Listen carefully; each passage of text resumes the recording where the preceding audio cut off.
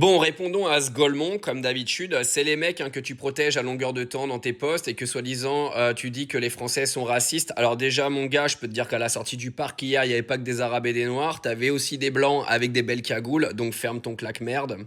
Et moi, je défends pas la racaille du pays, d'accord? Moi, je défends les musulmans qui n'ont rien demandé à personne et que toi et tes copains fachos vous amalgamez toute l'année, que les choses soient claires.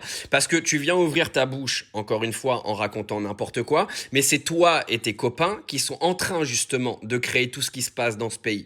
Parce que vous êtes en train justement d'isoler tous les musulmans du pays, vous êtes en train d'isoler tout le monde, et quand tu isoles une partie de la population, eh ben elle dérape parce qu'elle se sent exclue et parce que vous montez la haine. Vous aurez beau leur taper dessus en permanence, les gars, il y a une origine à tout. Moi, comme je le dis, c'est triste. C'est triste parce que vous savez, tous les blaireaux là, qui ont été brûlés et cassés hier à la sortie du stade, etc., etc., c'est eux qui sont en train de coller une mauvaise image à tous les musulmans de France, d'accord?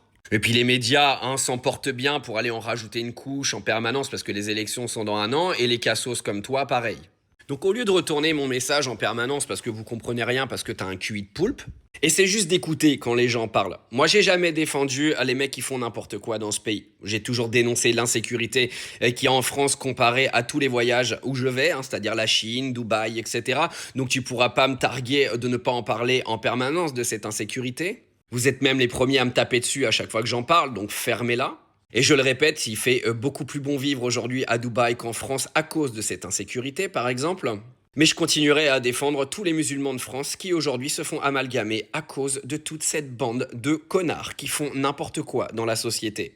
C'est un problème de justice, ce n'est pas un problème de religion, ni un problème de couleur de peau, c'est un problème de justice et de mettre les gens en tôle si on doit les mettre en tôle. Les Français payent la masse d'impôts toute l'année pour qu'on leur dise qu'il n'y a plus de place de prison disponible. Pour qu'on leur dise que quand vous avez quelqu'un qui vait ou quelqu'un qui brûle, il fait 48 heures de garde à vue, voire 24, et on le remet dans la rue.